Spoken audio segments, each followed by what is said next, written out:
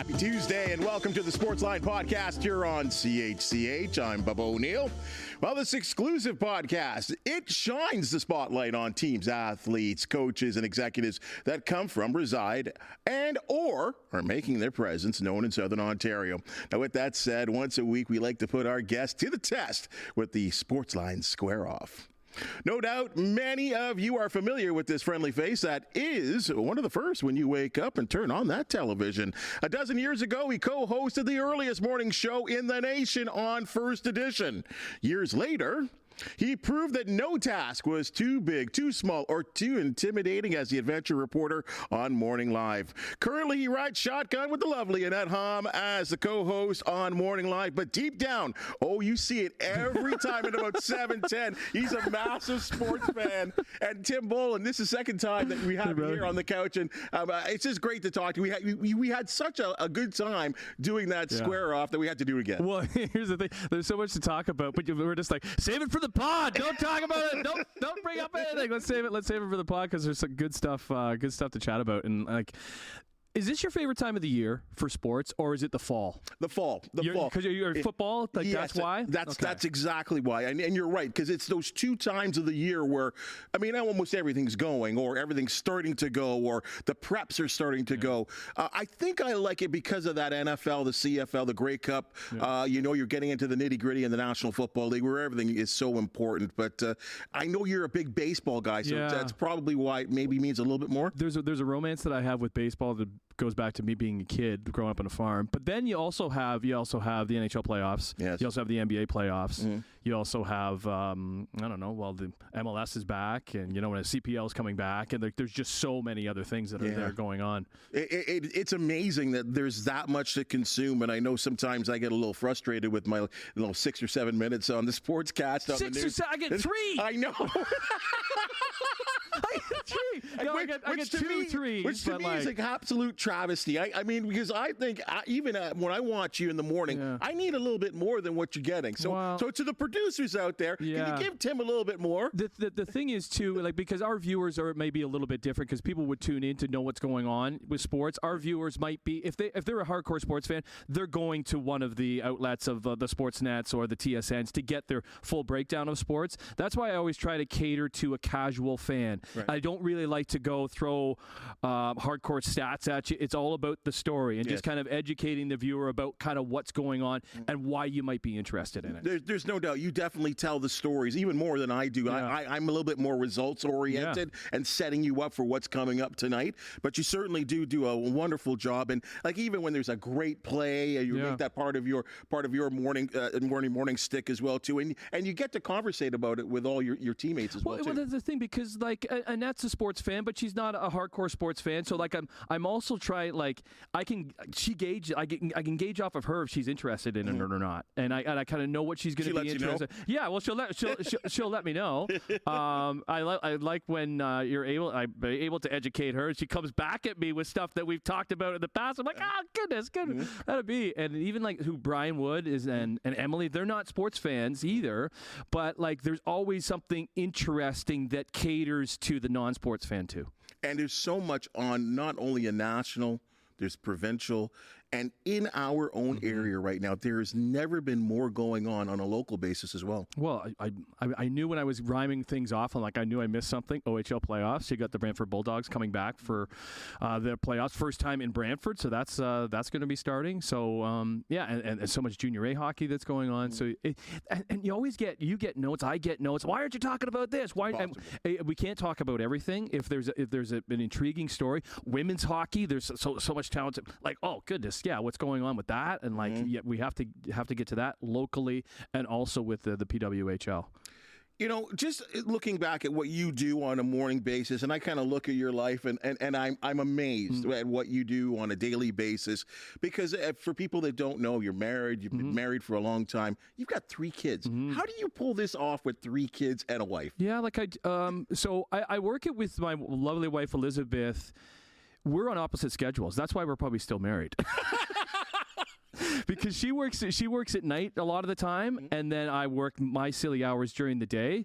So this is the time where the afternoon nap is key. Have to get that in before I go pick up the kids, and then I'll grab the kids, and then she has them during the day and getting them to school. I'll bring them back from school and get their homework done and stuff, and then get dinner, and then tonight there's a Leaf game. So the Leaf game will be on, and the kids are like, unfortunately, they're being combed into being Leaf fans. And then I'll have the game on in my room. I'll fall asleep to it. Mm-hmm. I won't be able to see the whole game. That's why I have to get up at the time that I get up to kind of see what I missed, to see what we were talking about on the show that morning. Well, the Jays in 30 and Leafs in 30, like, is that not the greatest? Yeah. Oh my goodness. Yeah, like, that really kind of educates you and helps you out in what you missed. You know, and when I think about all that you do in terms of that time frame and getting ready and getting the highlights ready and getting the news ready, there's a little vacation as well too. And I understand you were in Tampa for a little action. Yeah. So recently. So I was in Tampa 2 weeks ago for a friend got married, high school friend that I've been friends with for over 30 years now. So I was a big contingent of all of our friends that came together. And then we got to go to George Steinbrenner Fields because the Blue Jays were playing there. So that was cool. Even I hate the evil empire. I have a buddy who is a massive Yankees fan, so he was with us. So that was but I love baseball though too, and being able to see spring training, it's just got such a casual feel because the end result doesn't matter, but the anticipation of what's coming later this week is there. So it's it's pretty fun. That's one of the fun things about you, Tim. That it's so different to me, and we both have this passion and love for sports. Mm-hmm. But I might be a little bit more analytical and you know, maybe why and the and the stats and whatever, but you have this hatred for teams. Yeah, like you can't stand the Senators. Like, you let it know. Well, the Senators too, because my in-laws are in Ottawa, so there's like a fierce rivalry with them, and it's tough though now because like we know so many people involved with the Senators. That's right. With Mr. Andlauer owning the team and Steve Staios, who's a great friend of the show because we've had him on so much with the Bulldogs. So that's why it's a little bit tougher. So I wouldn't say hate. Definitely hate the Yankees. Yeah. I wouldn't say hate the Senators. Just frown on them sometimes. I think that's great. Well, we carry this sort of dislike or this kind of passion. Why don't we square it off? Let's do it. Let's do it, folks. I'll tell you, there's all kinds of things going on right now in the world of sports. And right now, when you take a look in a press conference, most recently, Dodgers superstar Shohei Ohtani spoke out for the very first time since his interpreter was accused of theft. Now, do you believe that Shohei Ohtani was telling the truth in this situation? And do you believe that, like, his habits, that Shohei did not know about what was going on here? He did a 12-minute statement. They called it a press conference. That is not a press conference. That is a statement because there was press there, but they weren't allowed to contribute. He did bring forward a lot of information in that statement. There was two questions that were not answered. So this is your interpreter. This is your friend. How does this friend, for one, have access to your bank account? Two, how does this friend able to take away multiple transfers of $500,000 without you noticing? Those are the two factors that had me asking after the press or the conference or his statement yesterday. And until I hear those answers, I can't make a judgment on it. Doesn't it? I don't know, not bother you or just make you a little suspicious? Like, when people are taking out large sums of money, like, generally banks let you know. Now, of course, we're not Shohei rich, but like, if there's some type of unusual action, you generally find out, or someone contacts you, or you get an email, or generally a phone call. The banks don't mess around with that kind of stuff. Like, I just... Again, and the fact that he didn't answer any questions, and I understand that there is a language barrier. Is he using that language barrier for his benefit? Much like, let's say, Vladdy Guerrero Jr. uses the language barrier for his benefit. When he doesn't want to address certain situations, he might use that as to his benefit. And that's up for grabs, right? Like, because this is a sensitive topic, obviously, sensitive towards him, especially coming off that 10-year, $700 million contract that he signs. And for all these years, like, this guy is not his interpreter, his friend. It was more than just an interpreter. It was a good friend of his, right? And it doesn't stretch back just to the Dodgers, a short time here. This goes all the way back to his time since coming to America and being with the Angels. So to me, understand, I know sometimes we don't know what our friends are up to, but when it comes to this large sum of money, I just find it hard to believe that Shohei did not know or did not have a clue towards what was going on. And who's this illegal bookmaker? You know what I mean? Like, his name is out there. This is how this all started. They're investigating this guy. So this guy is allowing the interpreter to get to $4.5 million in debt? You know what I mean? How do you like? Well, I don't know what an interpreter makes. I don't know what he would make a decent salary, not to the extent of Shohei Ohtani. So is the interpreter using Shohei Ohtani as leverage that he's good for it? Like, how does he not know anything in his statement, saying that the first time he heard was last Thursday after the game when Buddy was fired? And they're smiling in the dugout. That's the first time he knew anything about it. Yes. And when ESPN, he got access to ESPN to sit down with an interview saying that Shohei lent him the money. He said that. Now, Shohei never said that, but then they reverse course. Like, I think there is a cover up here. I don't know to the extent where we're going here because we don't know all the information. No. Now, there is worse things. You know what I mean? I hear you, but you're talking about the reputation of a guy that's a worldwide star, one of the few worldwide stars that we have right now in sports. What does Rob Manfred think right now? Oh, my goodness. Why, Shohei? Why? Well, like, you're leading into opening day. I know their opening day was last week. The real opening day is on Thursday. And this is what everybody's talking about when it comes to baseball. Your star possibly was betting on sports. Now, again, they keep saying the first thing they're saying, we're not betting on baseball. And then Pete Rose is out there, too. I don't know if you saw that little clip saying, why didn't he have an interpreter back in the day? You know what I mean? He's having a little fun with that, too. He should be in the Hall of Fame, but I won't go there. That's another discussion. But, I mean, last thing on this. I mean, $4.5 million. $4.5 million. And I know, again, I revert back to the fact that we are common people compared to what a guy like Shohei Ohtani represents financially. And I know we have heard in the past guys like Michael Jordan and Charles Barkley, they're doing $25,000 a hole. Phil Mickelson and his issues. But Phil was about $2 million. This is $4.5 million. Yeah. What kind of bets are getting laid down, Tim? He's an awful better. Goodness. He's horrible. Probably some more than some little prop bets, maybe in the NBA. Well, yeah, leading right to that. I mean, and this sadly is sort of what we're leading off here. Raptors forward Jonte Porter under investigation by the NBA following multiple instances of betting irregularities over the past several months. I mean, is public trust being compromised in the NBA? Well, the thing is, like, the sports league have to look in the mirror here, right? They're the ones that have gotten to bed with betting. This is they're advertising everywhere. Betting is the new world. As somebody that has been in sports for many, many years, Bubs, like, you know, betting was always there. Yes. Listen, going back to Pete Rose, the betting has always been there. Illegal sports betting. But when it comes to legal sports betting, because they're these leagues, these teams, they see the moolah, they see the money, they have gotten involved in it. But the thing about legal sports betting and the situation with Porter with the Raptors is when it comes to legal sports betting, you can track things a whole lot better, and that's what we're seeing. And well, remember the Ottawa Senators player that got suspended for 40 games for doing such a thing. And it is, you're right, because these computers are tracking exactly what every person is doing, who's winning, who's losing. Yeah. And I think you got to be pretty...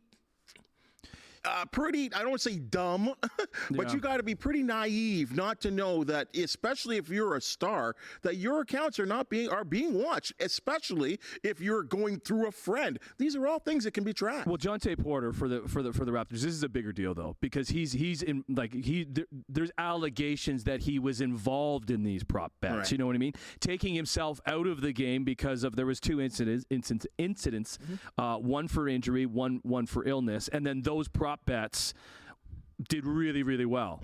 You know what I mean? That comes down to the integrity of the game. Right. And we can go back to Tim Donahue way back in, when was that? That was like... probably in the 90s. No, I think it may have been in the 2000s, Was but it 2000? but was NBA referee who was helping to fix games. You know what I mean? Back then for illegal bookmakers. And that put the NBA in a serious situation. And this is why This is a serious situation to know the details of what's going on here. What did the Raptors know? You know what I mean? Coach Starko was asked about it, and it was says he's the first to, he heard like everybody else did when it came out yesterday. But if Jonte is taking himself out of the game, I don't even know how that works with legal sports betting. If he's getting kickbacks in some way, because he's a fringe player. Let's be honest. He's got a 2-way contract. He's playing for the G League. He's playing for the Raptors. Not much of a role in the Raptors. So I don't know. It is a tricky one. Well, you had a guy like Bickerstaff, the head coach of the Cleveland Cavaliers, talking about getting calls in the middle of the night. We know where your kids are. Yeah. This is scary stuff, right? Like being yelled at the sidelines while coaching games about substitutions because players are, maybe 5 points away, 2 points away, 3 rebounds away from a particular prop bet, and he's getting yelled at, and people are yelling obscenities, racial, it's wide open at what he's talking about. And he's saying that, we've opened Pandora's box with the fact that sports gambling now is available to anyone. And like you said, Tim, we have players, current players, post players, guys that are retired, Wayne Gretzky advertising these types of illegal, we'll say legal gambling on sports. Yeah, but they're coming through and saying people can't do that anymore. These athletes can't be doing this anymore because of the situation where we're putting it's been the influx of gambling ads, and again, this is where I've never gambled. Like it's just you and I are the same. It's not a thing that I do. I have no interest in it whatsoever because it doesn't pertain to it does pertain to the end goal for some, I guess, but it doesn't pertain to the story that I'm interested in when it comes to wins and losses. But you have to think about the younger demographic. You know what I mean? They're seeing all these ads, and they are betting. For sure they are. Now, you have to be legal to be able to place a bet. I don't know how they're doing that. But it is on the league. It is on, when it comes to the NBA, it is on Adam Silver. It is on Gary Bettman. It is on these commissioners who are taking this money from all these gambling institutions and putting it in their pockets and putting it in the owners' pockets. So it does come down to, when you see a situation like Jonte Porter, this is a serious situation that they're going to want to get to the bottom of because of the integrity of the game. They got to get real ahead of this. And you just brought up something there that really, I got to say this because I think this is a serious issue. And again, we are definitely in the minority of people that do not wager on sports. And the scary thing to me is, and I have someone special in my life that's a teacher that teaches high school students. And high school students are all over this right now. Okay, so how are they betting? I have no idea. Because, first of all, this is another argument. You're allowed to have a cell phone as a child in school now. Like, you can operate on your cell phone in the middle of class, which is amazing to me, but you can. And kids are they're wagering. Right? This is happening. So I don't know hey, we can get around. I don't know about you, but I got into clubs when I was 17, right? Yeah, there's ways. There's ways to get around stuff when I was 16 years old, right? So I don't know how. We can't go back. You can't go back. This is out there. So, like you said, I think a lot of these teams and franchises and leagues got to get ahead of this situation. Let's move on. Hockey now. Maple Leafs. I'll tell you, from every person I talked to, and I knew a lot of people that were at Scotiabank Arena on Saturday night, and there was a buzz. There was an incredible atmosphere going on. A lot of Oilers fans, more Oilers fans than any other visiting team that a lot of my Leaf friends said they'd ever seen in Scotiabank Arena. So there was a real playoff, maybe even Stanley Cup buzz that the Maple Leafs and Oilers were going to produce. And the Maple Leafs put a beat down on the Oilers for the better part of 2 periods and won 6-3. Does this game mean anything to you as a Leaf fan? It was great because I put big money on that game, so I won big time. Yes and no, I say there, Bubs, for that one, because yes, it is the biggest game of the year. Anytime you get the best player in the world and him being on a Canadian team on Hockey Night in Canada, you know what I mean, and that's why they did it. That's the biggest game of the year.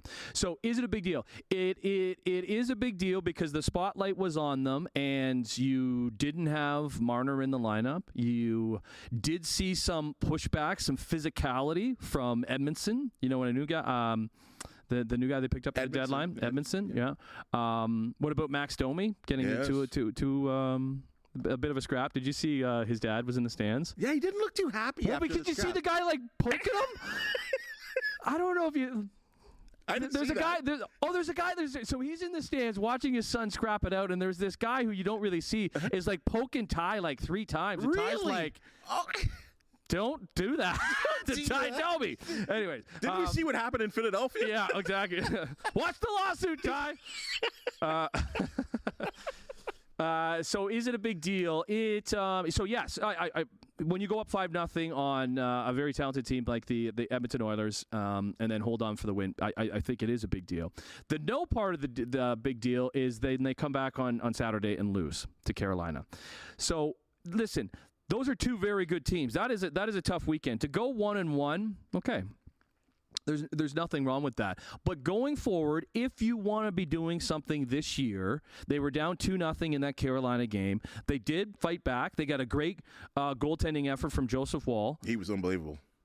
You got to figure out how to win that game. Mm-hmm. You want to win that game. So you got to within 2-1, but you're not able to complete the goal. It might have been the one of the best efforts of the season on Saturday night. But then if you're coming back and not winning on Sunday. It's can I say this though? I thought it was a setup loss, right? Like to me, I can't even blame the Leafs here. You're coming off this big emotional swing of playing a home game, then you got to travel. Like what time did they leave Toronto? What time did they get to Carolina? And you set it up, or at least the National Hockey League sets it up for a 6:00 face-off. I thought the Leafs really were doomed. They were actually real smart. Maybe this is why Joe Woll was so good. Joe Woll was so good was the fact that they used the 3 goaltenders, had Jones as the backup in Toronto, sent Woll to Carolina. He was there a day ahead of time. So to me, I thought the National Hockey League almost granted the Leafs with a loss on that. Real tough situation. And Fred Anderson was unbelievable. Playing against his old team for one of the few times, and he was spectacular. I was really impressed with the Leafs. In fact, I have gone out here on this show and it said that I think the Edmonton Oilers, and I'll stand by it, I think they're going to win the Stanley Cup this year.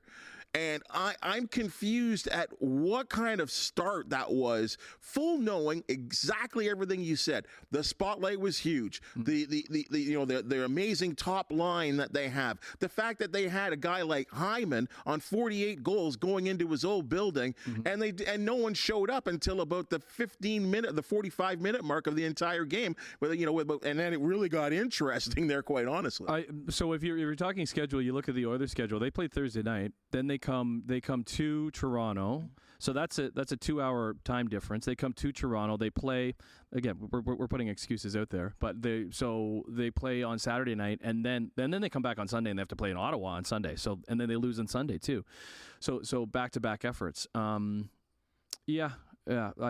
can see what you're saying there. As a hard done by Leaf fan, it's just hard to get too excited about a big win on Saturday. Now, listen, Edmonton, they did allow Edmonton to get back into the game, But in that situation, to finish off the effort on Sunday would have been great too. Following the reported suicide of former enforcer Chris Simon, NHL Commissioner Gary Bettman and Deputy Commissioner Bill Daly maintain that there is no link between hockey and CTE. We've seen this kind of issue being discussed in the National Hockey League. Do you still side with the likes of Bettman and Daly? Okay, so do we want fighting in hockey? Where are you with fighting in hockey?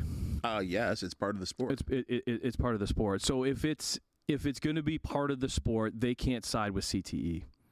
That's my take on it. Because then that affects the outcome of the sport. Now, if you go back to, I actually wrote something down here because I did find something. There was a study done actually just last year. So if there was a hockey player that had 50 fights or 3 or more penalties, on average in a game, they died 10 years earlier than somebody else. Now, is that based on CTE? We do not know that. We don't even know with Chris Simon on the situation there because that hasn't been proven. And I think it's just difficult for Bill Daly or Gary Bettman to be commenting on something that they don't know. Now, they have come out and said they want further studies on CTE. CTE. There is definitely there is similarities when it comes to the NFL. But which is a different sport. I get it. And you're not forcing somebody into doing something. Right. Like there is enforcers in hockey for a reason. They know their role, and I think like it's a fan-driven sport. And what do the fans want to see? They want to see a big fight.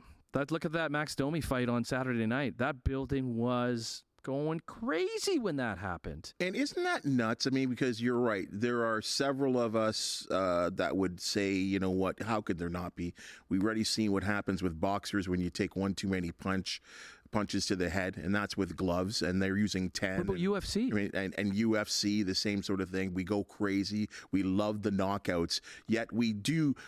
It would be foolish to say that there is not some type of linkage between some type of mental health and, at the very least, your health on a general basis by taking blows to the head. Yet, we are barbaric in the sense when it comes to sports, because you're right. When that moment happens, remember the Rangers rookie and Reeves, when the Rangers played the Leafs, the build up to that, and then when they actually did drop the gloves, like the thirst, we wanted more. We didn't want the refs to step in. We wanted them to keep swinging. Well, even it looked like he was looking at the bench to get approval. Do you know what I mean? Yeah. To get approval that he was able to go out and fight Ryan Reeves. Mm-hmm. But when that did happen, did I like it? I did like it. Yeah. You know what I mean? Because I'm entertained by it. And why do we like sports? We want to be entertained. We want that story. Why am I forgetting his name? Ryan Rempe. Right, yeah. Oh, the Empire State Building. Yeah, that's a great nickname. That is a great nickname, you know. But we haven't seen him. So I know he was suspended. He got suspended, but yeah. But so Rempe is an example of a kid that he's a big kid, 6'7". He knows what he's there for. Does he want to stay in the league or does he want to be in the minor leagues? He knows what if he wants to stay up. He's got to do that. Now, is that right or wrong? That's up to him if he wants to be in that situation. Well, I will say there's been some transformation in the National Hockey League that these players, I mean, let's be honest. I mean, you and I come from a time where we watch hockey where some of these enforcers, they had no skill. Like very little offensive, defensive skills. I find that a lot of these guys, I mean, Ryan, Reeves, we'll go Reeves for the Leafs at least, a big guy, veteran guy. He's scored some goals this year. He's assisted. He can play and contribute on a fourth line. So these guys are much better hockey players than what we saw back in the 70s and the 80s. But I think I'm with you. A guy that's watched football his entire life. Guys, we know what... You drive an F1 car, or if you're a NASCAR, you know what may happen. Yeah. Right? You're not being forced into it. You're not being forced into it, and there's a possibility that anything can happen. These are the repercussions. Blue Jays gonna have their season start on Thursday. Tim's going crazy, salivating at this. And I'll tell you, over this long 162, we're gonna ride the roller coaster with these Blue Jays. I can't wait to watch you on a 4-game losing streak when I turn on the TV in the morning. I just see how you react. I'm just excited we don't have to talk about the Raptors. You know what I mean? Get the Blue Jays started so we don't have to talk about the Raptors. The Raptors actually don't exist right now. Oh my goodness, right? Like bring that on. Okay, so what do we think? Okay, here's the thing. Do they have to make the playoffs? And if they don't make the playoffs, do you got to just blow the whole thing up, Tim? Yeah. So because you have to get something for Bo Bichette. Okay. Does Bo Bichette want to sign a long-term deal here? I don't think he does. Oh. I don't think he does. That's why he went for the 3-year deal. And after next year, he's a free agent. If they do not have a big season this year, you have to trade Bo Bichette. You need to get something for Bo Bichette because he's not going to stick around. So that's why this year is so important. Am I disappointed at the front office when it comes to their offseason moves? Yes and no. Did I want to spend $200 million on Cody Bellinger? Not really. No, because we don't know what Cody Bellinger is going to bring. He could be great. He could be crap. You know what I mean? Mm-hmm. But then that just locks up. It's not my money. Why do I care about money? But it does come down to the bottom line where they're making decisions on what they're doing with the team when it comes to money. Would I like to see somebody else at third base? Yes, for sure. IKF, I don't know if he's going to be able to do the job. I think what they want to do is they want to see how the offense rebounds from last year. Mm-hmm. How Kirk rebounds behind the plate. How Vladdy does at first. To see these kind of results, I think Bo had a decent season last year. You know what I mean? Like, how can you complain about started slow, what he got hot though. Yeah, as he kind of generally does. What about Dalton Varsho? You know what I mean? Varsho's coming off a great spring. He's got to be better. He's got to be better. We got to see more offense from them. And then based on the pitching, you know what I mean? There's no way that they're going to be as good as last year. There's no way. Now, there is more pitching depth coming down. Who knows but they're all injured. The depth is injured. No, the guy they got from Cuba, where is Manoah? Yeah. Well, Manoah's the... He did throw some heat when he actually did that bullpen session on Friday. He was in the upper side session. Yeah, he's in the upper 90s. Whatever that means. But Kevin Gausman will be there. Okay, so that's important. Jordan Romano he's probably going to start the year on the DL. Eric Swanson's going to start the year on the DL. So that who's going to close games? Yeah. So who do you have? Nate Pearson? You know, so you know what I mean. So there is some question marks. That always happens, but that's what baseball's. There's 162 games. Mm-hmm. You know what I mean? It is a long season.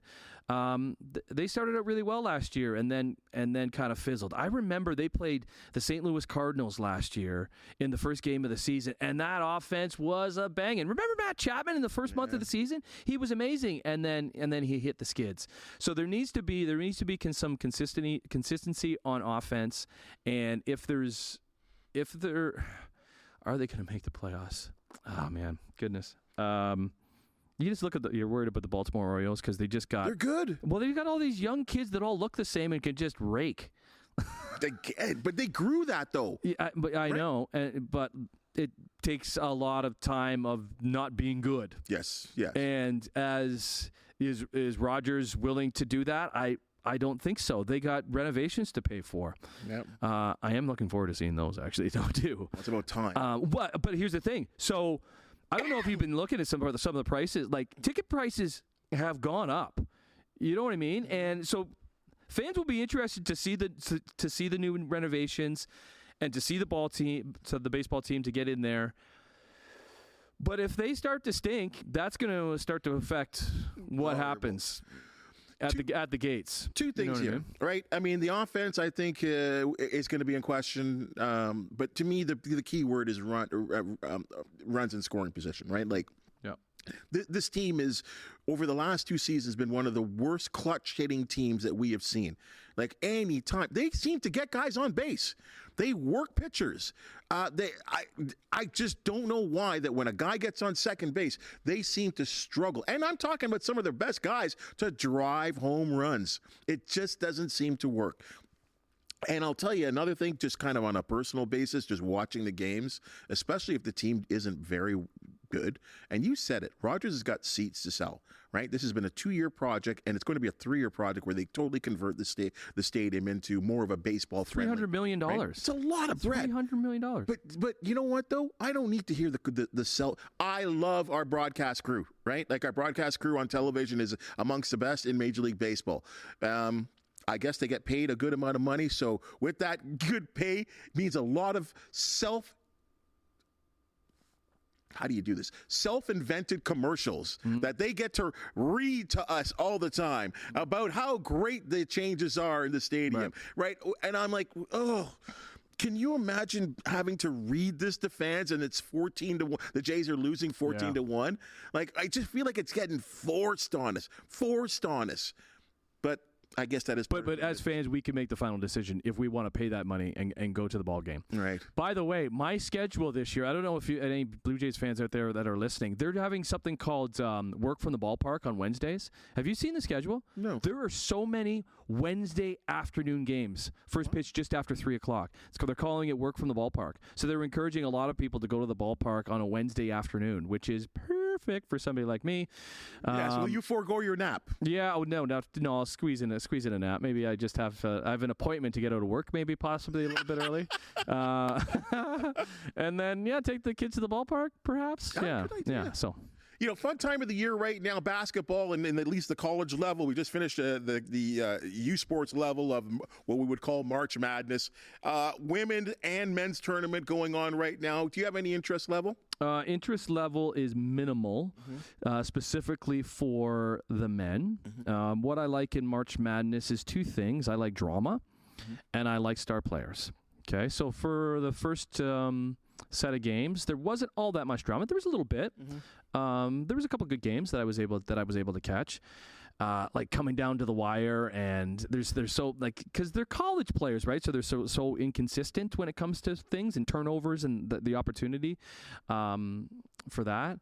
But you don't really have star players. You know what I mean? Even though the Raptors hopefully are getting a high draft pick, we'll see. You don't really know any of the star players. But then you turn to the women's side. Has there ever been a time where the women's March Madness tournament has become more must-see TV than the men? No, it's getting it's been growing, and I totally agree with you. I have so much more interest in the women's tournament than the men's tournament. And you had a Shaquille O'Neal. Go find it on Twitter. He says the men's tournament right now. I mean, he's sitting in doing commentary for the men's tournament, and he says it's basically crap right now, and that the women's players are better. They're better prepared for the moment, and that they're playing more exciting basketball. And I have to agree with Shaquille O'Neal. I mean, we had Kia Nurse here playing for University of Connecticut, which was the dominant program for such a long time. But right now, it's wide open. And the competitiveness of the closeness, like the competitiveness of from 1 to 16 in the seedings is so much closer than the men's that I find myself, because you said the word drama. We want drama. Maybe I've watched a couple of these teams play once or twice all season long. So at the end of the day, I want some excitement. Yeah. So I find I'm flipping over to the women's tournaments, and what I like even more, and maybe this is just me being a guy, is the fact that these women like to trash talk each other. Yeah. It's fun. It's fun.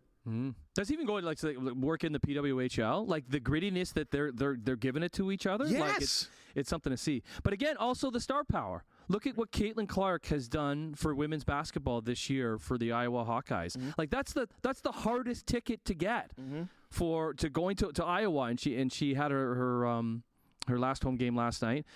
Her team scored 64 points. She scored 32 of them.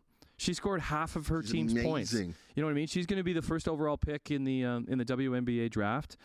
Gino Auriemma, I think his player, Paige Buchers, she's the best player in the country. So hopefully at some point they meet up when you get those two star players coming against each other. So the interest level is definitely there. Here's the thing, and exactly think about the names you just Paige Buchers. Paige Buchers. Yeah. These players have been with the program for 2, 3, 4 years. The men's tournament, we don't know the players. Because the best players are gone after 1 year, Tim. Yeah. We don't get that relationship like we used to. I think about a going way back to the mid '80s, and you had like a guy like a Patrick Ewing. You had Allen Iverson. These guys played for their programs for multiple years. What was the great thing about the Fab Four with Michigan? Mm-hmm. We got to see them year after year, and we grew with them. But these guys are one and done. And that's why a team like Kentucky gets knocked out in the first round, because these guys aren't tournament tested. Yeah, and you got two guys on there that are on the draft list that I've never even heard of before, but now they're sitting at home because they're not that good. Well, not that they're not that good. They don't know how to play together. No. That's it. You know what I mean? They just haven't gotten used to each other, for crying out loud. Yeah. The World Women's Curling Championship successfully concluded over the weekend. Canada winning in Nova Scotia. Now the men's world starts Saturday in Switzerland. Will you be watching? Will I be watching? Am I an avid curling fan? No, I am not. But I do, going back to our March Madness talk, I do appreciate greatness, and I do love that story. And when you have somebody like Rachel Hallman, who came into the Worlds, that's in her home country, was in Sydney, Nova Scotia, who hadn't lost a game, she went right through the Scotty Tournament in Hearts, beating everybody, and then went right through the round robin, only losing once, and I think the second last game to Korea, and then dethroning Switzerland and taking her second ever world title. I definitely had some interest. And I also, going back to what we do on the show, that led my sports yesterday, because I think that's important to lead sports, because that's a great story to tell. Mm-hmm. You know what I mean? Yeah, the Leafs played on Sunday too, but no, that's a bigger story to tell when it comes to sports. The women winning gold at the World Curling Championships. I will not take anything away from Rachel Holman. I will not take anything away from the importance of the Worlds, but I'm finding that sport not in tune or in touch with the rest of the country. The younger demographic? Maybe even the rest of the world. I understand that and if you watch enough of it, there are young curlers coming through the system. And when you watch the Scotties or you watch the Brier, you're starting to see some younger curlers. But when I scan that crowd, I see a lot of gray hair. Mm-hmm. And I see a lot of white people, okay? Mm-hmm. Just to be not dishonest. Yeah. I have not... Help me. I think there is someone on Team USA and their national team. I have not seen anyone of color in that sport. And I think the diversity is important. And I realize that a lot of these rinks are from Northern Ontario, where there's just not a lot of black people, plain and simple. Yeah, and the prairies, too. Right? The prairies, and the prairies as well, too. But there is out east. There's a big community of blacks in out east, in Halifax, et cetera, And I'm wondering if the sport is suffering because of its lack of diversity. And I know it's a world, and it's a world sport. I mean, you talked about South Korea and Japan and United States. There are many countries that are in Europe that are curling, and it's becoming bigger and bigger. But the lack of diversity in the sport, to me, is a very interesting problem that I find that sport, very much like hockey, is getting into the inner cities and introducing hockey to a lot of people. Curling needs to follow. It's it's so competitive. There's so many sports out there. You know what I mean? Like how are you able to? I have young kids. I'm not putting them in curling. Mm-hmm. You know what I mean? Like when it comes to that, I don't know the background of a grassroots curling program, like that type of thing. I know there's some great curling rinks around here, and a lot of people are passionate about it. But it's a lot of, I don't know, white guys and white women that are doing it. Max Verstappen's 9-race win streak ended after just 5 laps at the Australian Grand Prix last weekend due to engine problems. The crowd went wild when the puff of smoke started coming out of his car. Did you? I did not watch it because, well, 2 reasons. I didn't watch it because, what time was it on at? Oh, it was like 1 o'clock in the morning. Okay, so that's one of the reasons, and we've had these conversations off your podcast here too, because I'm not going to get up at silly o'clock to watch a race. I don't care that much. Specifically, if you know who's going to win the race. Mm-hmm. I think that's the issue when it comes to F1. Like, last season, was there any excitement whatsoever when it was a foregone conclusion who was going to win the race? Not really. It's going to be Max Verstappen. But when he gets knocked out and somebody else wins, okay, so that piques my interest a little bit as a as a sports fan. But I think there's always been struggles with F1 when it comes down to that, when it comes to Michael Schumacher, and when it comes to Max Verstappen, when it comes to Lewis Hamilton, like you can't forget about him. Like he had that pure domination for many, many years. So that's where I think they struggle, and that's why Drive to Survive has been so successful, because it's telling other stories besides just who's always winning, and you get more of that casual fan into the situation. I'll use my nephews as an example. We're never F1 fans, but now they're F1 fans, and they are getting up with you in the wee hours of the morning to watch those races. And that's a question that I'll ask you, because I know you're interested in the Drive to Survive series, which is, I guess, in its 4th season now.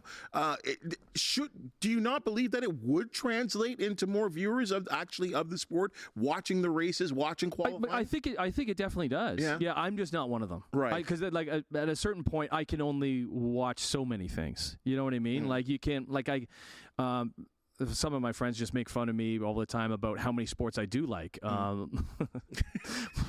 My wife always says, because she's not a sports fan, she doesn't care. She doesn't know what sport's coming or going. But there's always a TV on in the house, sometimes on 3 different floors, with different sports on each one of them. So, like, there's only so many things that I can watch and take in, and F1 does take a bit of a backseat when it comes to things. And that's fair, and because it is. I would say, I don't say a growing sport in North America, because it's always existed. Going back to even before Gilles Villeneuve, before Jacques Villeneuve, Gilles Villeneuve is someone that became so popular in this country and really carried the torch for Grand Prix racing in this country. And then, of course, his son would go on to win a world championship, which, that argument will forever go on in 1994 about who won the then Lou Marsh Trophy, if it was going to be Larry Walker or if it going to be Jacques Villeneuve. And of course that opened up a whole can of worms between a lot of people in terms of baseball and race fans. You can go on and on and on. But yeah, I'm interested to see the growth of this sport, because Formula One will always be this way, right? The dynasties, and we talk about this in sports right now, there are no longer the Montreal Canadiens. There are no longer the New York Islanders. Even the Edmonton Oilers, they 3 in a row, but they never put 4 in a row together. When were the last time the Yankees won back-to-back World Series? I think because of... That's a beautiful thing, though. I'm 2010. I'm for sure it is. I mean, other than the New England Patriots, which won, I don't think, more than 2 in a row at one time, dynasties are gone in sports. Well, look at the Chiefs, what they're doing, and then it does become boring, because you don't want the Chiefs winning again. You know what I mean? Let's get somebody else in there to I don't know, to mix it up a bit, because as I think as sports fans we've changed a little bit, where we don't want to see those dynasties as much. That's my personal take. Well, it's certainly, when the dynasties do come up, I think you have to pull some respect and say, wow, that's incredible, because it is so hard to do in sports nowadays. Tim, this is always a pleasure. Yeah, buddy.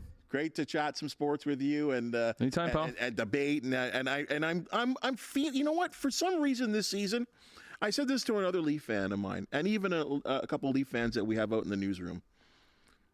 I don't know if I'm pulling for you, but I want to see some success. I want to see you win more than one round. Yeah, but we're just I just don't think it's gonna happen. You know what I mean? Isn't that brutal as a fan of the team? You're not even think about that. You're not optimistic about winning one round. No. That's incredible to me. No, definitely not. Because you get your hopes up, and then it just ends in disappointment. So I'm there for them. I'll be there for them. But I don't know. By the way, look at that, number 39, Sportsliners. I know. Yeah. How many goals you scored in that? Yeah, right. Yeah. What's that smell like? Anyways. Yeah. Thanks for having me, pal. There's always there's always stuff. There's always stuff to talk about, right? So that's why it's great, and that's why there's always great stories about sport. Look forward to the next. Keep up the good stuff, dude. All right, my man. Hey, before we put today's podcast to bed, if you do have a local athlete, team, or sports event to promote, Sportsline is here for you. Contact us on one of CHH's many social media platforms, and we'll certainly set something up. Please hit that thumbs up, share, and subscribe button so you never miss any of the outstanding podcasts podcasts that we offer, like Morning Live, Trending Now, and Newsmakers. For the brilliant minds and hands that put this podcast together, thank you so much, and we'll chat tomorrow.